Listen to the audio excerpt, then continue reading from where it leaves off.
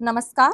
जब लक्ष्य सिविल सेवा हो तो तैयारी केवल अधिक पढ़ने से नहीं बल्कि सही दिशा, सही रणनीति और सही मार्गदर्शन से सफल होती है।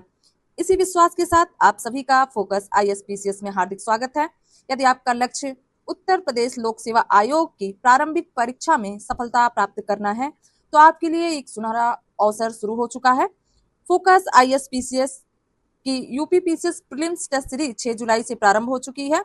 यह टेस्ट सीरीज विशेष रूप से यूपीपीसीएस के नवीनतम पैटर्न एवं आयोग की प्रश्न पूछने की शैली को ध्यान में रखते हुए तैयार की गई है।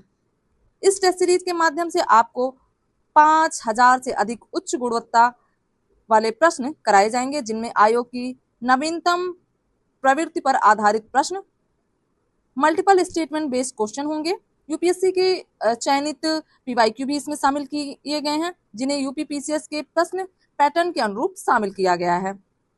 और तथ्यात्मक एवं कॉन्सेप्चुअल दोनों प्रकार के प्रश्न इसमें शामिल हैं। परीक्षा में पूछे जाने वाले संभावित प्रश्न भी हैं इसमें।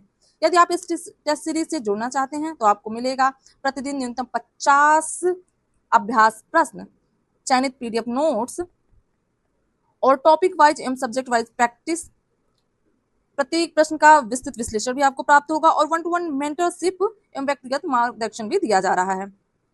प्रत्येक शुक्रवार करंट अफेयर की विशेष कक्षा, ताकि आपकी समसामयिक घटनाओं की तैयारी भी सशक्त हो सके। हमारा उद्देश्य केवल प्रश्न कराना नहीं बल्कि आपको यूपीपीसीएस की सोच को समझाना, प्रश्नों का विश्लेषण करना और परीक्षा के लिए आत्मविश्वास के साथ तैयार करना है। अधिक जानकारी एवं टेस्ट सीरीज से जुड़ने के लिए संपर्क करें 9811504781। तो चलिए करते हैं 26वां प्रश्न। इसके पहले हमने 25 प्रश्नों का अभ्यास कर लिया है। प्रश्न नंबर 26, ऋग्वैदिक काल में ऋत की अवधारणा के संदर्भ में निम्नलिखित कथनों पर विचार करना है। पहला कथन है, ऋत ब्रह्मांडीय नैतिक और भौतिक व्यवस्था का नियामक था, जिसके अनुसार सृष्टि की सभी गतिविधियां संचालित होती थीं। दूसरा, ऋग्वेद में वरुण देवता को ऋतश्च गोपा अर्थात ऋत का रक्षक कहा गया है। तीसरा, ऋत की अवधारणा केवल भौतिक जगत तक सीमित थी और इसका मनुष्यों के नैतिक आचरण से कोई संबंध नहीं था। उपरोक्त कथनों में से कौन से कथन सत्य हैं, यह हमें बताने हैं। ठीक है, तो तीसरा ऑप्शन देखिए ध्यान से कि ऋत की अवधारणा केवल, एक्सट्रीम शब्द हो गया, भौतिक सब जगत तक सीमित थी और इसका मनुष्य के नैतिक आचरण से कोई संबंध नहीं था। ठीक है, तो ऑप्शन 3 क्या हो गया, गलत हो गया, एलिमिनेट करते हैं। ऑप्शन 1 और 2 सही हुआ, तो इस हिसाब से उत्तर क्या हो गया, ए। देख लेते हैं एक्सप्लेनेशन में। ऋत का मनुष्य के नैतिक आचरण से क्या है, सीधा संबंध था। सत्य बोलना, अतिथियों का सत्कार करना और चोरी ना करना ऋत के अनुकूल माना जाता था, जबकि अनैतिक आचरण को अनित यानी अनित कहा जाता था। ठीक है, तो देखा आपने कि ऋत की अवधारणा भौतिक जगत तक सीमित नहीं थी। ऋग्वैदिक कालीन कर व्यवस्था और आर्थिक शब्दावली के संदर्भ में कथनों पर विचार कीजिए। पहला, ऋग्वैदिक काल में राजा को भूमि का स्वामी माना जाता था और वह किसानों से भाग नामक भूमि कर वसूल करता था। दूसरा कथन, उत्तर वैदिक काल में कशीद, ध्यान दीजिएगा, कशीद शब्द का प्रयोग ऋणदाता या सूदखोर के लिए किया जाता था, जो शतपथ ब्राह्मण में मिलता है। तीसरा कथन है, तैत्तिरीय संहिता में ऋण के लिए कुशीद शब्द का प्रयोग हुआ है। उपरोक्त कथनों में से कौन से कथन सत्य हैं, यह हमें बताने हैं। ए केवल 1 और 2, बी केवल 2 और 3, सी केवल 1 और 3, डी 1, 2 और 3। पहला कथन क्या है, गलत है। ठीक है, ऋग्वैदिक काल में राजा को भूमि का स्वामी माना जाता था, यह कथन क्या है, गलत है। ऑप्शन 2 और 3 सही है, इस हिसाब से उत्तर हो गया बी। देख लेते हैं, महत्वपूर्ण प्रश्न है। ऋग्वैदिक काल में राजा भूमि का स्वामी नहीं था। भूमि कबीले की क्या है, सामूहिक संपत्ति मानी जाती थी, ध्यान दीजिएगा। इसलिए राजा किसानों से जबरन कोई भूमि कर नहीं ले सकता था। ठीक है, टैक्स केवल स्वैच्छिक, यानी जो बलि थी वो स्वैच्छिक थी। कथन 2 और 3 सत्य है। उत्तर वैदिक काल में जब अर्थव्यवस्था में अधिशेष यानी सरप्लस उत्पादन होने लगा तो धन उधार देने और ब्याज लेने की प्रथा शुरू हुई। ठीक है, सतपथ ब्राह्मण में सूदखोर के लिए कुशीदिन शब्द आया है और तैत्तिरीय संहिता में भी ऋण के लिए कुशीद शब्द का प्रयोग अर्थव्यवस्था के वाणिज्यीकरण को दर्शाता है। ठीक है, तो यहाँ आपने देख लिया कि राजा क्या है, भूमि का स्वामी नहीं था। ऋग्वैदिक काल में भूमि कबीले की क्या है, सामूहिक संपत्ति मानी जाती थी, इसलिए राजा किसानों से जबरन कोई भूमि कर नहीं ले सकता था। प्रश्न नंबर 28 देखते हैं। उत्तर वैदिक काल में राजा के राज्याभिषेक से संबंधित रत्निन परंपरा के संदर्भ में निम्नलिखित में से कौन से युग्म सही सुमेलित नहीं है? ध्यान देना, यहाँ हमें सही सुमेलित नहीं बताना है। ए, सूत राजा का सारथी या राजा या दरबारी कवि। बी, ग्रामीण गांव का मुखिया, ग्रामीणी गांव का मुखिया। सी, गोविकर्तन राजकोष का अध्यक्ष। डी, पालागल राजा का मित्र या दूत। इसमें से हमें जो सुमेलित नहीं है वह बताने हैं। तो ए सुमेलित है, सूत राजा का सारथी या दरबारी कवि होता था। ठीक है, ग्रामीणी गांव का मुखिया सही है, पालागल राजा का मित्र या दूत या भी सही है। इस हिसाब से ऑप्शन सी जो हो गया वह सुमेलित नहीं है। ठीक है, यही उत्तर हुआ सी।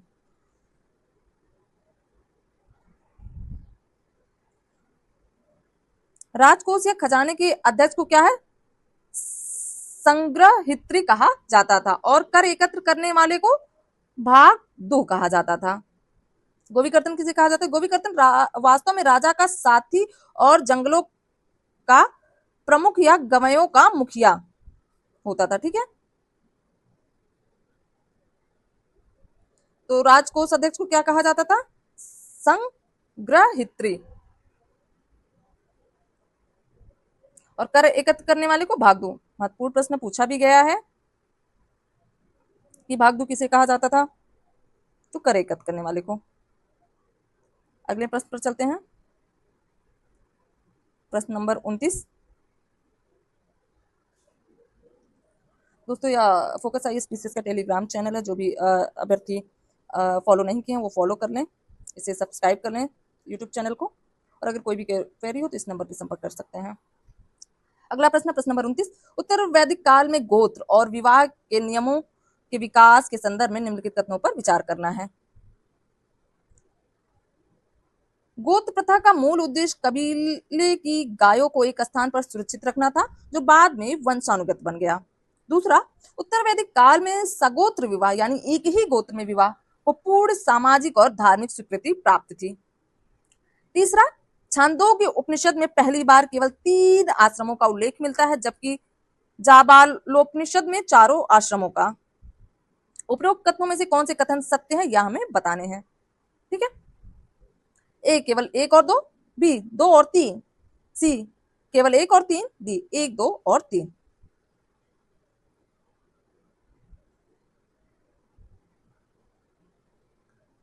तो यहां ध्यान दीजिएगा ऑप्शन 2 में उत्तर वैदिक काल में सगोत्र विवाह पढ़ाई होगा आपने को पूर्ण सामाजिक और धार्मिक स्वीकृति क्या है, प्राप्त नहीं थी। तो यही ऑप्शन क्या है, गलत हो जाता। तो एलिमिनेट करेंगे, 2, 2, 2 एलिमिनेट के ऑप्शन क्या होगा, सी सही हुआ। उत्तर वैदिक काल में गोत्र व्यवस्था इतनी कठोर हो गई थी कि सगोत्र विवाह को पूरी तरह क्या है, प्रतिबंधित कर दिया गया था। एक ही गोत्र की लड़की लड़की को भाई बहन माना जाने लगा, जो आज भी हिंदू समाज में क्या है, प्रचलित है। आज भी भाई बहन का ब्याह नहीं हो सकता है। ठीक है, एक ही गोत्र के, अगर गोत्र एक ही है तो। ठीक है, तो यह भी प्रश्न पूछा गया है यूपीएससी में।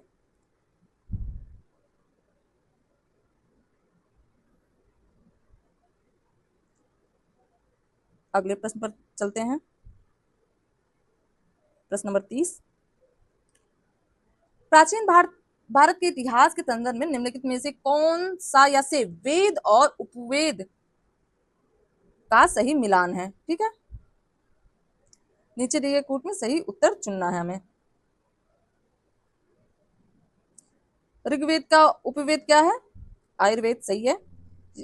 यजुर्वेद का धनुर्वेद सही है, सामवेद का गंधर्ववेद, अथर्ववेद का शिल्पवेद सही है। तो सभी ऑप्शन क्या है, सही है। उत्तर क्या हुआ, डी।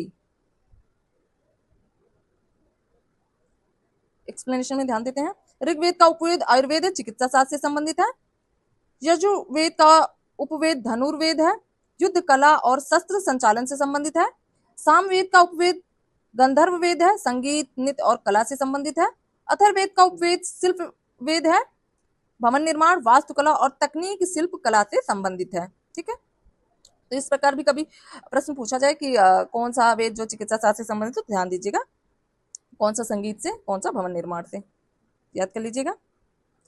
अगले प्रश्न पर बढ़ते हैं, प्रश्न नंबर 31। उत्तर वैदिक कालीन न्याय व्यवस्था और सामाजिक अपराधों के संदर्भ में निम्नलिखित कथनों पर विचार करना है। पहला है, इस काल में चोरी डकैती पशुओं की चोरी के अलावा भ्रूण हत्या को एक गंभीर सामाजिक अपराध माना जाने लगा था। दूसरा, सतपथ ब्राह्मण के अनुसार यदि कोई शूद्र किसी उच्च वर्ण के व्यक्ति का अपमान करता था तो उसे शारीरिक दंड या जीवा काटने का दंड दिया जा सकता था, यानी जीभ काटने का भी दंड दिया जा सकता था।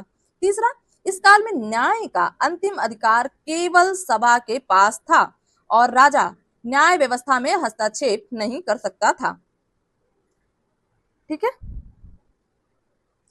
तो तीसरा ऑप्शन में क्या है, एक्सट्रीम हो गया केवल, और नकारात्मक सेंटेंस का यूज हुआ यानी नहीं। तो ध्यान दीजिएगा, ऐसे भी हम चीजें एलिमिनेट कर सकते हैं अगर हमें प्रश्न नहीं भी आता है तो, किसी किसी प्रश्न में।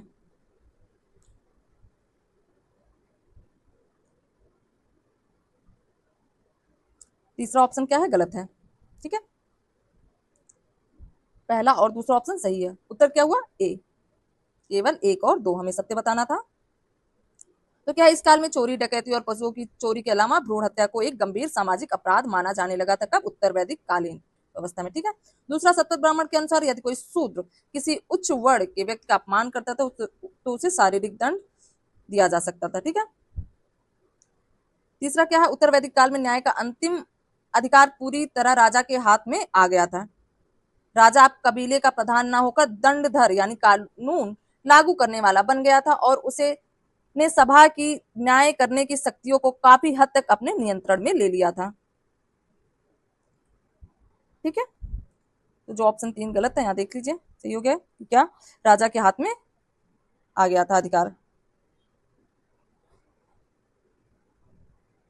और सभा की जो है न्याय की शक्ति को काफी नियंत्रण में ले लिया गया था। अगले प्रश्न पर पढ़ते हैं, प्रश्न नंबर 32।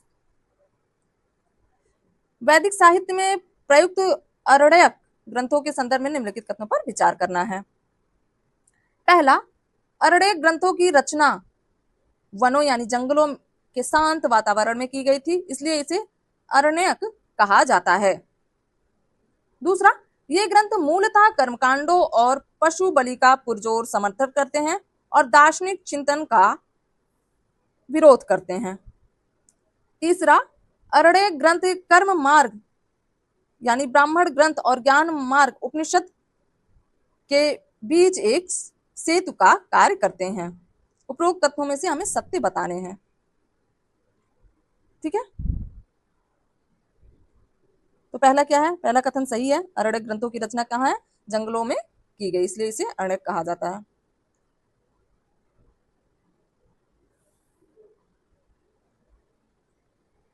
दूसरा, ये ग्रंथ मूलतः कर्मकांडों और पशु बल का पुरजोर समर्थन करते, तो गलत है। ठीक है, ये ऑप्शन गलत है, दूसरा एलिमिनेट कर लीजिए। तीसरा भी सही है, तो इस हिसाब से उत्तर क्या हुआ, सी। 1 और 3 सही है, कथन 2 गलत है। कथन 2 गलत है, देखते हैं क्यों गलत है। अरण्यक ग्रंथ कर्मकांडों और पशु बलि का समर्थन नहीं करते हैं, ठीक है, बल्कि वे इसके स्थान पर ध्यान, चिंतन और मानसिक यज्ञ पर बल देते हैं। वे बाह्य आडंबरों की प्रासंगिकता पर क्या है, प्रश्न उठाते हैं। अरण्यक महत्वपूर्ण प्रश्न है, इस पर भी प्रश्न पूछे गए हैं। एक सूचना है दोस्तों, विशेष बैच 4.0 शुरू हो चुका है। अगर मेंस टेस्ट सीरीज से आपको जुड़ना हो तो एथिक्स का बैच 15 जुलाई से शुरू हो गया है, आप जुड़ सकते हैं। ये टाइम टेबल दिया हुआ देख लीजिए कि कब कब किस विषय पर कराया जाएगा, टेस्ट कराया जा रहा है। दोस्तों एथिक्स ऐसा सब्जेक्ट है जो आपको रेस में आगे या बाहर कर सकता है। तो जो भी अभ्यर्थी जुड़ना चाह रहे हैं तो इस नंबर पर संपर्क कर सकते हैं। और भी जीएस 1 2 3 से जोड़ना चाहते हैं तो भी आप इस नंबर पर संपर्क करके पूछ सकते हैं। प्रश्न नंबर 33, वैदिक काल में प्रयुक्त विभिन्न प्रकार के अनाजों और फसलों के संदर्भ में निम्नलिखित युग्मों पर क्या है विचार करना है।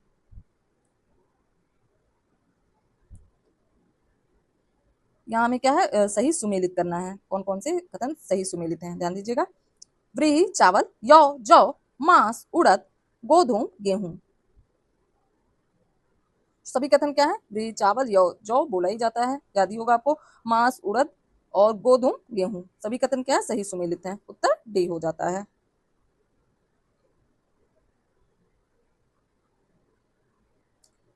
ध्यान दीजिए एक्सप्लेनेशन में व्रीहि चावल के लिए प्रयुक्त शब्द यजुर्वेद में क्या है, इसका व्यापक उल्लेख मिलता है। और यौ का ऋग्वैदिक कालीन में ही मुख्य अनाज था, जौ। प्रश्न नंबर 34 देखते हैं। ऋग्वैदिक कबीलाई संरचना और विष के संदर्भ में निम्नलिखित कथनों पर विचार करना है हमें। पहला कथन है, ऋग्वैदिक समाज में विष राजनीतिक और सामाजिक संगठन की मूल कबीलाई इकाई थी जो कई ग्रामों से मिलकर बनती थी। दूसरा कथन है, युद्ध के समय राजा को सेना प्रदान करने और कबीलाई निर्णयों में विष की महत्वपूर्ण भूमिका होती थी। तीसरा, उत्तर वैदिक काल में विष का कबीलाई चरित्र क्या है नष्ट हो गया और केवल एक वैश्य वर्ण यानी व्यापारी या कृषक वर्ग के रूप में संकुचित हो गए। उपरोक्त कथनों में से हमें सत्य कथन बताने हैं।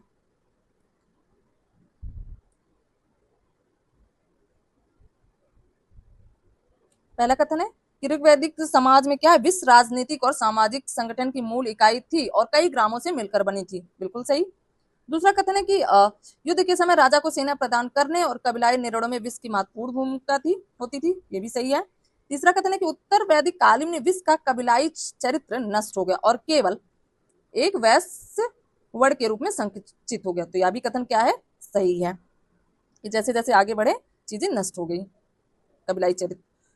ठीक है, तो तीनों कथन क्या है सही है, उत्तर डी हुआ। विष के प्रधान को क्या है विषपति कहा जाता था और कबीले की आम जनता को क्या है विष कहा जाता था। ऋग्वैदिक कबीले का क्रम था, देखिए पहले कुल, फिर उसके बाद ग्राम, उसके बाद विष, उसके बाद क्या है जन होता था। पढ़ाई पिछले चैप्टर में हम लोगों ने। आगे बढ़ते हैं, प्रश्न नंबर 35।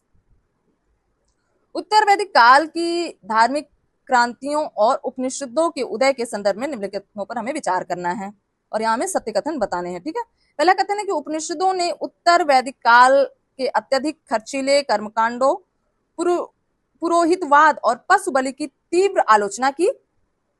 दूसरा, मुंडकोपनिषद में यज्ञ की तुलना एक टूटी हुई नाव से की गई है जो मनुष्य को भवसागर पार नहीं करा सकती। तीसरा, उपनिषदों का मुख्य केंद्र अहम ब्रह्मास्मि यानी मैं ही ब्रह्म हूं और तत्वमसि जैसे अद्वैतवादी सिद्धांतों की स्थापना करना था। ठीक है,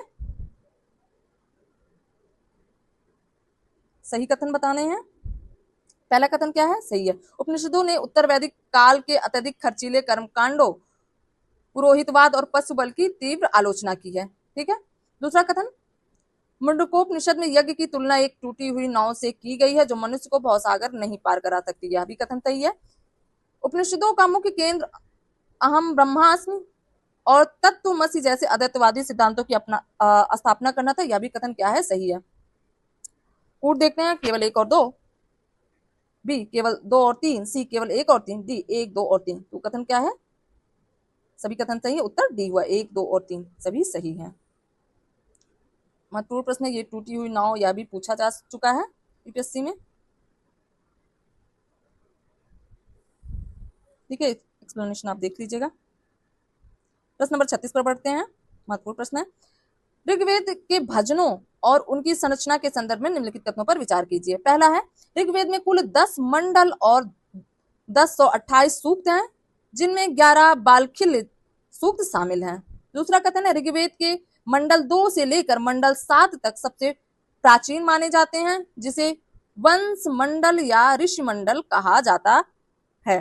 तीसरा, ऋग्वेद का पहला और 10वां मंडल सबसे अंत में जोड़ा गया था। उपरोक्त कथनों में से हमें सत्य कथन बताने हैं, ठीक है।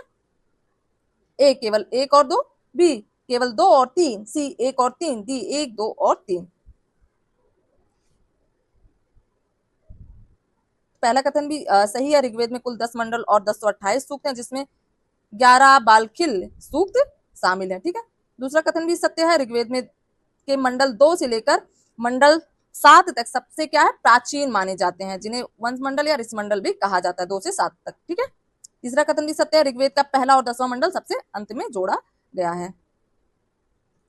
ठीक है। तो तीनों कथन सत्य हो गए, उत्तर डी हुआ।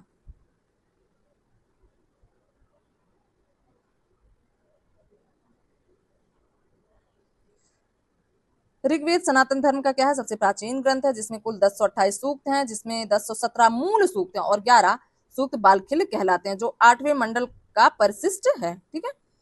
इसमें जो सबसे पुराने मंडल 2 से 7 है, उन्हें वंश मंडल कहा जाता है, क्योंकि इसकी रचना विशिष्ट ऋषि परिवारों जैसे ग्रीष्मद, विश्वामित्र, वामदेव, अत्रि, भारद्वाज और वशिष्ठ द्वारा की गई थी। 1 और 10 मंडल की भाषा की शैली क्या है, आधुनिक है, जिससे सिद्ध होता है कि ये सबसे बाद में जोड़ा गया था, ठीक है। महत्वपूर्ण प्रश्न है, याद कर लीजिएगा। प्रश्न नंबर 37 देखते हैं। ऋग्वैदिक कालीन वस्त्रों और आभूषणों के संदर्भ में निम्नलिखित युग्मों पर क्या है, विचार करना है। पहला, नीवी, शरीर के निचले हिस्से में पहना जाने वाला वस्त्र यानी अधोवस्त्र। दूसरा, वासस, शरीर के मध्य भाग में पहने जाने वाला मुख्य वस्त्र। तीसरा, अधिवासस, ऊपर से ओढ़ा जाने वाला चादर या साल जैसा वस्त्र। चौथा, ऊष्णीय, वैदिक काल में पुरुषों द्वारा पहनी जाने वाली पगड़ी। उपरोक्त कथनों में से कौन से सही सुमेलित हैं, यह हमें बताने हैं, ठीक है। नीवी, शरीर के निचले हिस्से में पहना जाने वाला वस्त्र यानी अधोवस्त्र, सही सुमेलित है। वासस, शरीर के मध्य भाग में पहना जाने वाला मुख्य वस्त्र वासस कहलाता था, यह भी सही है। अधिवासस, ऊपर से ओढ़ा जाने वाला चादर या साल जैसा वस्त्र, यह भी सही है, इसे अधिवासस कहते हैं, जो ऊपर सॉल वगैरह ओढ़ा जाता है, ठीक है। उष्णीय, वैदिक काल में पुरुषों द्वारा पहने जाने वाली पगड़ी जो सर पर पहनी जाती है, ठीक है, इसे उष्णीय। यह सभी सही सुमेलित हैं, ठीक है। उत्तर डी हुआ। चारों कथन क्या है, सही सुमेलित हैं।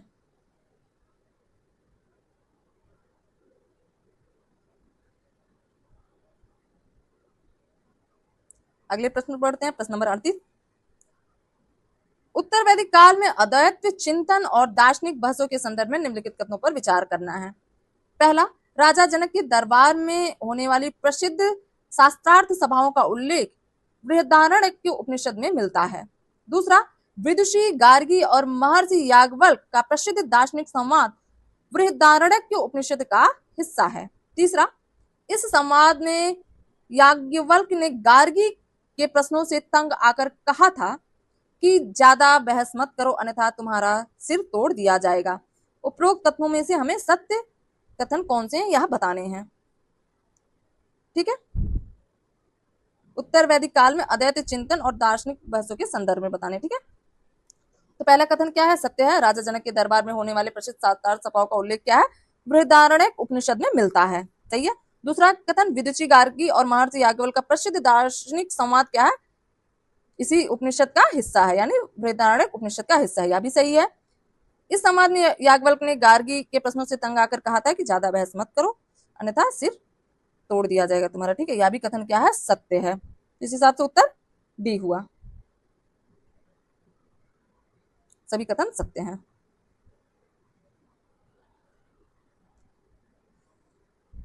देख लेते हैं एक्सप्लेनेशन में।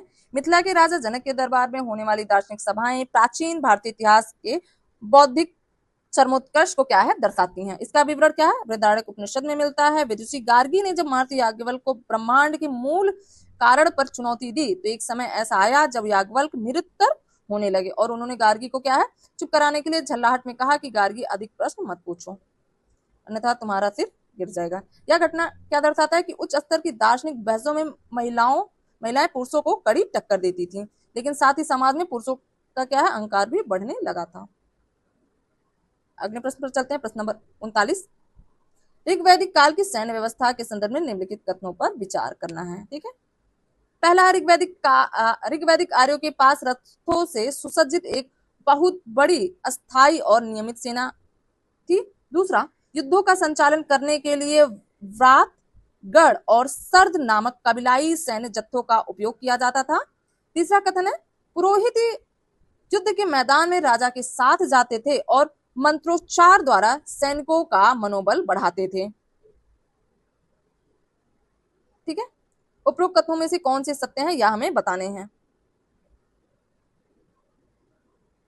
ऋग्वैदिक सैन्य व्यवस्था के बारे में। ठीक है, पहला कथन, ऋग्वैदिक आर्यों के पास रथों से सुसज्जित एक बहुत बड़ी अस्थायी सेना और नियमित खड़ी थी, गलत है। ठीक है, अस्थायी सेना नहीं थी इतनी बड़ी। ठीक है, दूसरा कथन क्या है, युद्धों का संचालन करने के लिए व्रात, गढ़ और सरद नामक कबीलाई सैन्य जत्थों का उपयोग किया जाता था, सही है।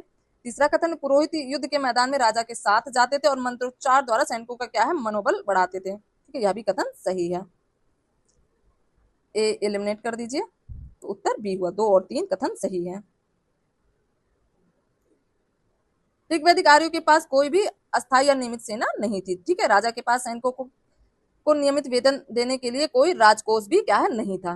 ठीक है, युद्ध के समय कबीले के आम नागरिक ही क्या है, हथियार उस समय उठा लेते थे ऋग्वैदिक काल में। ठीक है, युद्ध के समय जो कबीलाई सैन्य जत्थे बनते थे उन्हें व्रात, गढ़ और सर्द और ग्राम कहा जाता था। ध्यान दीजिएगा, महत्वपूर्ण पॉइंट है।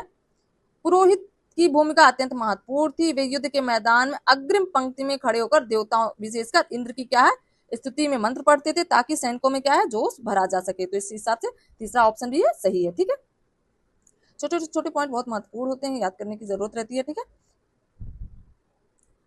प्रश्न नंबर 40 देखते हैं।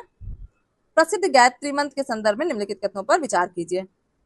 गायत्री मंत्र पर विचार करना। ठीक है, पहला कथन है कि इस अत्यंत पवित्र मंत्र का उल्लेख ऋग्वेद के तीसरे मंडल में मिलता है, जिसकी रचना महर्षि विश्वामित्र ने की थी।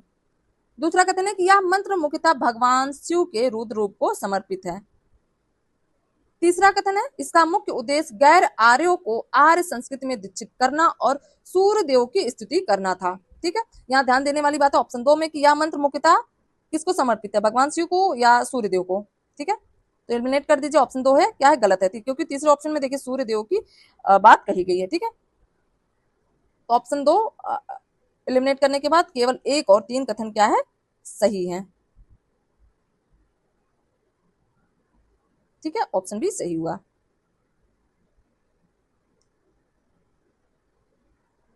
गायत्री मंत्र ऋग्वेद के क्या तीसरे मंडल में, जिसके रचयिता क्या है, विश्वामित्र, सभी को पता होगा।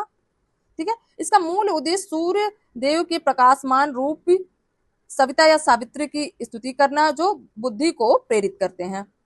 विश्वामित्र ने इसकी रचना इसलिए की ताकि जो स्थानीय गैर आर्य लोग हैं उन्हें इस मंत्र के माध्यम से संस्कारित करके आर्य समाज में क्या है, शामिल किया जा सके।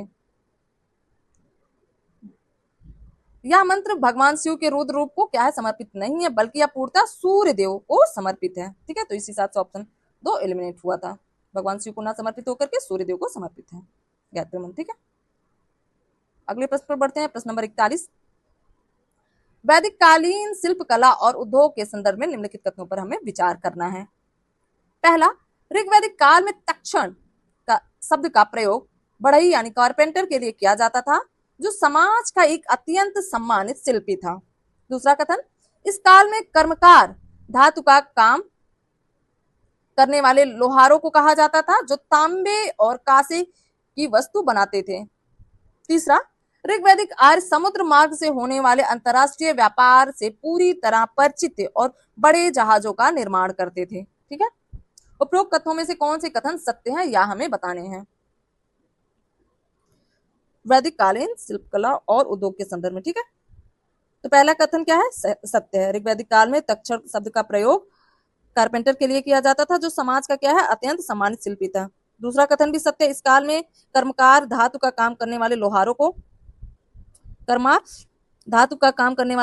कहा जाता था, जो तांबे और कांसे की वस्तुएं बनाते थे। तीसरा ऑप्शन क्या है, गलत हो गया। ऋग्वैदिक आर्य समुद्र मार्ग से होने वाले अंतरराष्ट्रीय व्यापार से पूरी तरह परिचित नहीं थे और बड़े जहाजों का निर्माण नहीं करते थे। ठीक है, तीसरा ऑप्शन एलिमिनेट कीजिए। तो ऑप्शन ए क्या है, सही होगा, केवल 1 और 2 सत्य है। ठीक है, तीसरा ऑप्शन देख लेते हैं। ऋग्वेद में समुद्र शब्द का प्रयोग बड़े जलभराव या सिंधु नदी के विशाल पाट के लिए, ना कि आधुनिक अरब सागर या हिंद महासागर के व्यापारिक अर्थ में। ठीक है, ऋग्वैदिक आर्य मूलतः स्थल मार्ग और कबीलाई क्षेत्रों तक सीमित थे। वे अंतरराष्ट्रीय समुद्री मार्ग व्यापार का कोई सक्रिय ज्ञान नहीं था उस समय। ठीक है, इसलिए ऑप्शन 3 जो है गलत हुआ।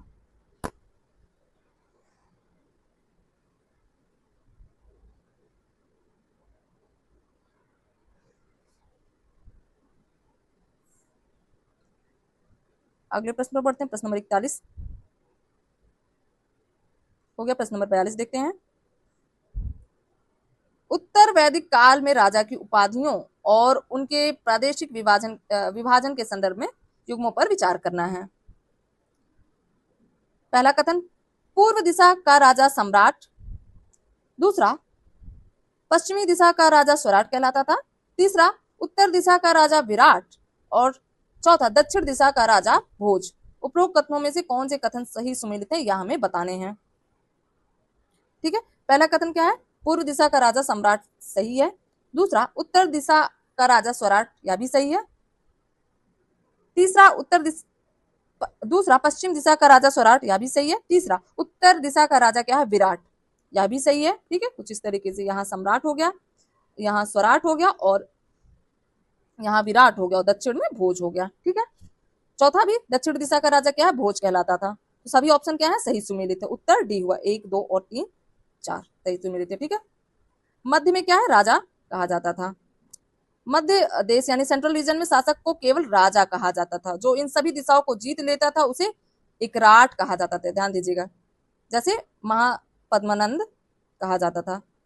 ठीक है, तो मध्य में क्या है, राजा, मध्य रीजन में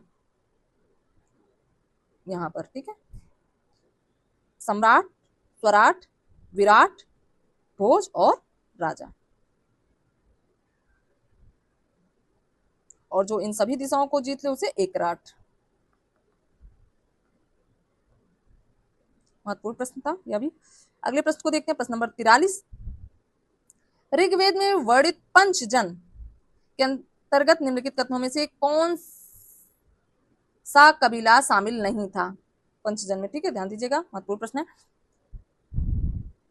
ए अनु, बी यदु, सी कीकट, डी पुरु।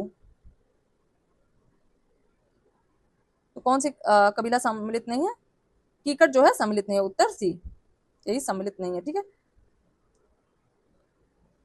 बाकी जो है सम्मिलित है। ठीक है, जैसे अनु, ध्रुयु, यदु, तुर्वश और पुरु शामिल थे 5 कबीलों में। कीकट क्या है, ऋग्वेद में वर्णित एक गैर आर्य कबीला था जो मगध यानी बिहार क्षेत्र में रहता था। ऋग्वेद में कीकटों की निंदा की गई है क्योंकि वे क्या है, यज्ञ नहीं करते हैं और गाय के दूध का सही धार्मिक उपयोग नहीं जानते थे। ठीक है, इसलिए ये पंचजन में शामिल नहीं थे। अनु, यदु, पुरु ये सब शामिल थे। ठीक है, और इन्हें सामूहिक रूप से क्या है, इन कबीलों को पंचजन कहा जाता है, उसमें कीकट शामिल नहीं था। प्रश्न नंबर 44 देखते हैं। वैदिक यज्ञों के दौरान प्रयुक्त होने वाले पुरोहितों के संदर्भ में निम्नलिखित युग्मों पर विचार करना है। कौन से कथन सही सुमेलित है, यह हमें बताने हैं। पहला, होता ऋग्वेद के मंत्रों का पाठ करने वाला पुरोहित, सही है। अथर्वयु यजुर्वेद के कर्मकांडों और यज्ञ की विधियों को संपन्न कराने वाला पुरोहित, यह भी कथन सही है। उद्दाता सामवेद के छंदों का सास्वर गान करने वाला पुरोहित, यह भी सही है। ब्रह्मा अथर्ववेद से संबंधित पूरे यज्ञ का निरीक्षण करने वाला सर्वोच्च पुरोहित, यह भी सही है। ठीक है, सभी कथन क्या है, सही सुमेलित है। होता जो है ऋग्वेद में मंत्रों का पाठ करने वाला क्या है, पुरोहित कहा जाता था। अधर यजुर्वेद के कर्मकांडों और यज्ञ की विधियों को संपन्न करने वाला पुरोहित है। ठीक है, उद्गाता सामवेद के छंदों का सस्वर गान करने वाला पुरोहित। ठीक है, होता ऋग्वेद में, यजुर्वेद में, उद्गाता सामवेद में और अथर्ववेद में ब्रह्मा। सभी कथन सुमेलित हैं। एक बार फिर से देख लेते हैं एक्सप्लेनेशन में। वैदिक यज्ञों की जटिलता के कारण प्रत्येक वेद का अपना एक विशेषज्ञ पुरोहित होता था जो यज्ञ के दौरान विशिष्ट दायित्व को निभाता था। ठीक है, जैसे होता या होत्री कहा जाता था, ऋग्वेद की ऋचाओं का उच्चारण करके देवताओं को यज्ञ में आमंत्रित करता था। ठीक है, अथर्वणीय यजुर्वेद के अनुसार यज्ञ की वेदी बनाना, नाप तौल करना और भौतिक आहुतियां डालने का कार्य करता था। उद्गाता सामवेद के मंत्रों का मधुर और शास्त्र गायन करता था। ब्रह्मा सबसे महत्वपूर्ण पुरोहित था जो मौन रहकर, ठीक है ध्यान दीजिएगा, जो मौन रहकर पूरे यज्ञ का निरीक्षण करता था कि कहीं कोई त्रुटि तो नहीं हो रही है, या क्या है अथर्ववेद का ज्ञाता होता था ब्रह्मा। ठीक है, इस पर भी प्रश्न पूछे गए हैं होता के बारे में। ठीक है, तो याद कर लीजिएगा। अगले प्रश्न पर बढ़ते हैं, प्रश्न नंबर 45। वैदिक काल में पशुपालन और दुग्ध उत्पादों के महत्व के संदर्भ में निम्नलिखित कथनों पर विचार करना है।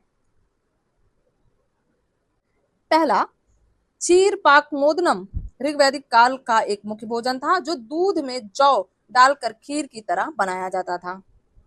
दूसरा, ऋग्वेद में अतिथि को गोहन कहा जाता था क्योंकि उसके आगमन पर गाय का मांस परोसना अनिवार्य था। तीसरा, उत्तर वैदिक काल में पशुओं की हत्या पर पूरी तरह प्रतिबंध लगा दिया गया था। उपरोक्त कथनों में से कौन से कथन सत्य हैं यह हमें बताने हैं। ठीक है, पहला कथन क्या है, सही है, क्षीर पाक मोदनम ऋग्वैदिक काल का एक मुख्य भोजन था जो दूध में जौ डालकर खीर की तरह बनाया जाता था। ठीक है, दूसरा कथन भी क्या है, सही है, ऋग्वेद में अतिथि को गोहन कहा जाता था क्योंकि उनके आगमन पर क्या है, गाय का मांस परोसना अनिवार्य था। तीसरा कथन गलत है, उत्तर वैदिक काल में पशुओं की हत्या पर पूरी तरह प्रतिबंध लगा दिया गया था, यह गलत है। ठीक है, देखते हैं उत्तर वैदिक काल में यज्ञों में क्या है, पशु की बलि की संख्या अत्यधिक बढ़ गई थी। ठीक है, उस पर प्रतिबंध नहीं लगा था। एक यज्ञ में क्या है, सैकड़ों बैलों और पशुओं की बलि दी जाती थी जिसके कारण ये आगे चलकर जैन और बौद्ध धर्म में पशु रक्षा और अहिंसा का आंदोलन शुरू किया था। ठीक है, तो उत्तर जो ऑप्शन 3 है वह गलत हो गया। उत्तर क्या हो गया, केवल 1 और 2 कथन सही है, यानी बी।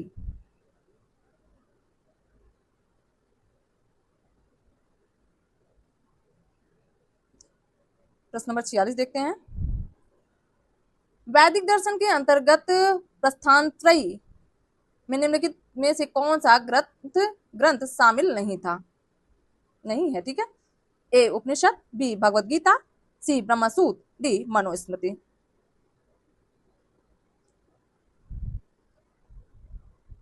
कौन सा शामिल नहीं है, तो उत्तर डी हुआ, मनुस्मृति शामिल नहीं है। ठीक है, वैदिक दर्शन के अंतर्गत प्रस्थानत्रयी में देख लेते हैं एक्सप्लेनेशन में।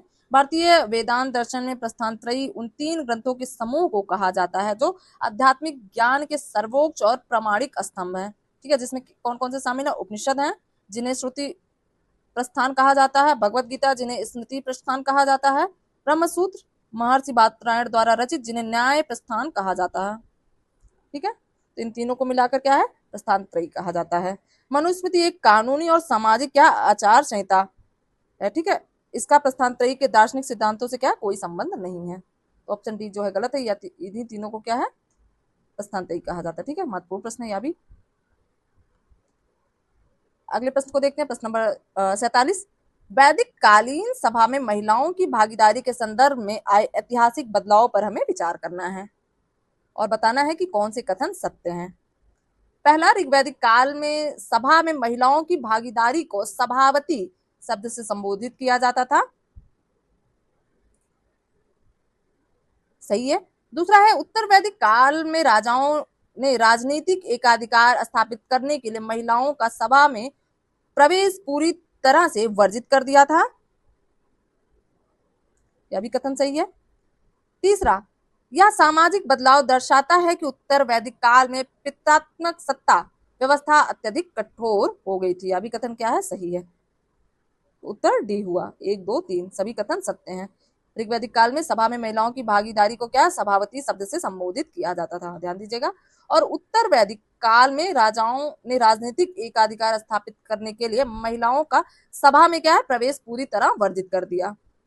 और आगे चलकर यह सामाजिक बदलाव दर्शाता है कि उत्तर वैदिक का जो है पितृसत्तात्मक व्यवस्था अत्यधिक कठोर हो गई। ठीक है, तो ऋग्वैदिक काल में क्या है, महिलाओं की सभा को क्या है, सभावती कहा से संबोधित किया जाता था।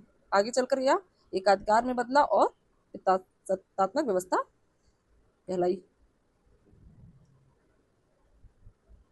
एक्सप्लेनेशन में देख लेते हैं। अथर्ववेद के काल तक आते आते सभा में महिलाओं का प्रवेश पूर्णतः वर्जित हो गया, जो महिलाओं की सामाजिक स्थिति में गिरावट का बड़ा ऐतिहासिक मोड़ था। अगले प्रश्न पर बढ़ते हैं, प्रश्न नंबर 48।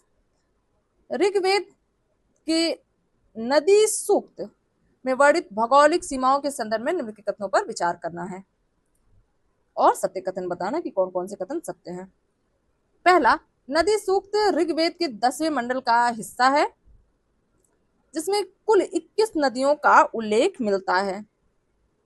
दूसरा, इस सूक्त में पश्चिम में कुंभा यानी काबुल से लेकर पूर्व में गंगा नदी तक के क्षेत्र को आर्यों की सीमा माना गया है। तीसरा, ऋग्वेद में विंध्यन पर्वत श्रृंखला और नर्मदा नदी का अत्यंत विस्तृत और बार बार उल्लेख मिलता है। सत्य कथन बताने हैं। ठीक है, ऑप्शन 3 क्या है, गलत है। ऋग्वेद में विंध्यन पर्वत श्रृंखला और नर्मदा नदी का विस्तृत बार बार उल्लेख नहीं मिलता। ठीक है, यह कथन गलत होगा, एलिमिनेट कर दीजिए। पहला और दूसरा कथन क्या है, सही है। नदी सूक्त ऋग्वेद के 10वें मंडल का हिस्सा है, जिसमें कुल 21 नदियों का क्या है, उल्लेख मिलता है। दूसरा कथन भी सत्य है। इस सूक्त में पश्चिम में कुंभा यानी काबुल से लेकर पूर्व में गंगा नदी तक के क्षेत्रों को आर्यों की क्या है, सीमा माना गया है। ठीक है, ऋग्वैदिक आर्यों को दक्षिण भारत या मध्य भारत का ज्ञान क्या है, नहीं था। ऋग्वेद में विंध्यन पर्वत श्रृंखला और नर्मदा नदी का उल्लेख नहीं मिलता है। केवल हिमालय जैसे मुंजवत चोटी जहां से वे सोम लाते थे से परिचित थे। ध्यान देने वाली बात है। ठीक है, उत्तर ए हुआ, केवल 1 और 2 सही है।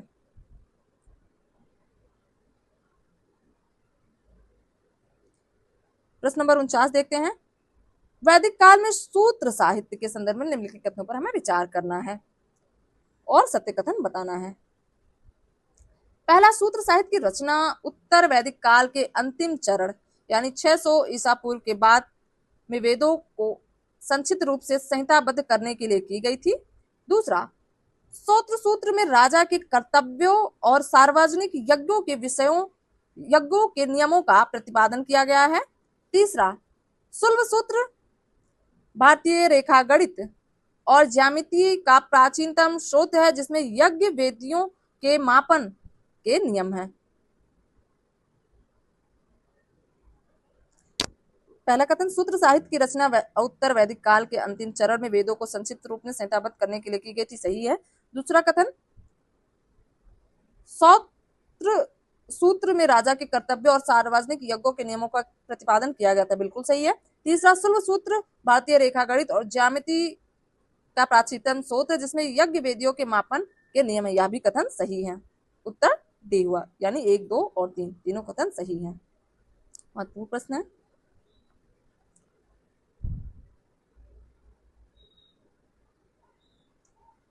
सूत्र साहित्य वेदों का ही अंग है। ठीक है, जैसे कल्प वेदांग का हिस्सा है, जिसे याद रखना आसान बनाने के लिए छोटे छोटे सूत्रों में लिखा गया। इसके 3 भाग हैं। सौत सूत्र सार्वजनिक यज्ञों के नियम, ठीक है, ध्यान दीजिएगा। गृह सूत्र घरेलू संस्कार और विवाह के नियम, और धर्म सूत्र राजनीतिक और राजा के कर्तव्य के लिए। ठीक है, सौत सूत्र का ही एक भाग है शुल्ब सूत्र, जिसका अर्थ है नापने की रस्सी। इसमें यज्ञ वेदियों को चौकोर, त्रिकोण या गोल बनाने के लिए रेखा गणित के कड़े नियम दिए गए, इसलिए इसे भारतीय गणित और ज्यामिति का प्राचीनतम ग्रंथ माना जाता है, शुल्ब सूत्र को। ठीक है, आई होप आपको याद हो गया होगा। अंतिम प्रश्न पर बढ़ते हैं, प्रश्न नंबर 50। ऐतिहासिक और दार्शनिक विकास के संदर्भ में पुनर्जन्म का सिद्धांत पहली बार स्पष्ट रूप से किस वैदिक ग्रंथ में दिखाई देता है? पहला, ऋग्वेद संहिता, बी सप्तद ब्राह्मण और बृहदारण्यक उपनिषद, सी ऐतरेय अरण्यक, डी अथर्ववेद संहिता। सही उत्तर है बी सप्तद ब्राह्मण और बृहदारण्यक उपनिषद में पुनर्जन्म का सिद्धांत पहली बार स्पष्ट रूप से यही दिखाई देता है। ठीक है, ऋग्वैदिक काल में लोग मृत्यु के बाद क्या पितृलोक या देवलोक जाने पर विश्वास करते थे। वहां पुनर्जन्म की स्पष्ट अवधारणा नहीं थी। ठीक है, उसके बाद पुनर्जन्म और कर्म का सिद्धांत पहली बार क्या उत्तर वैदिक काल के ग्रंथों में विकसित हुआ। सतत ब्राह्मण में पहली बार जल प्लावन की कथा और पुनर्जन्म का उल्लेख मिलता है और बृहदारण्यक उपनिषद में महर्षि याज्ञवल्क्य राजा जनक के दरबार में स्पष्ट रूप से प्रतिपादित करते हैं कि मनुष्य अपने अच्छे कर्मों से अच्छा और बुरे कर्मों से बुरा जन्म प्राप्त करता है। ठीक है, तो ध्यान दीजिएगा ऋग्वैदिक काल में यहाँ उदाहरण नहीं है, लेकिन उसके बाद क्या है आइए। ठीक है,